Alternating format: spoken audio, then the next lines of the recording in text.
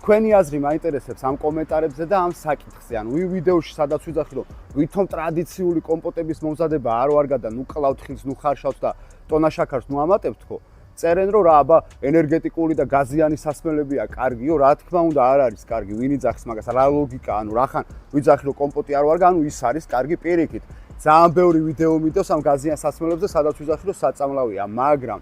კომპოტები არანაირი ჩვენი ტრადიცია არ არის და არანაირი ჩვენი წინაპრები ამას არ ვინ ახლა დავით აღმაშენებელი და სააკაძე და ისინი კომპოტებს სვავდნენ, სად იყო მაშინ ანამდენი შაქარი, ანამდენი ჭურჭელი რომ ენახათ და ეხარშათ და რაღაცები ენახათ, ხო? ეს არის მაქსიმუმ 100 წლეული, რაც რუსეთიდან შემოგვივიდა ეს ტრადიცია და თუ ფიქრობ რომ რუსები არიან შენი წინაპრები და ის დააკეთო რაც მათ შემოგვიტანეს, გააკეთე, მაგრამ მე გეუბნები რომ არანაირი ტრადიცია ეს არ არის, ჩვენი წინაპრები აშრობდნენ ხილს და ისე ინახავდნენ, ისინი არანადგურებდნენ და გახსოვდეს რომ შენ რო ხილს ადუღებ, იქ თავარი C ვიტამინის საერთოდ ყდება და ძალიან ბევრი ვიტამინი და მინერალი საერთოდ ქრება, პლუს ტონა შაქარს რო ამატებ, ის ჯანსაღი ვერასოდეს ვერ იქნება.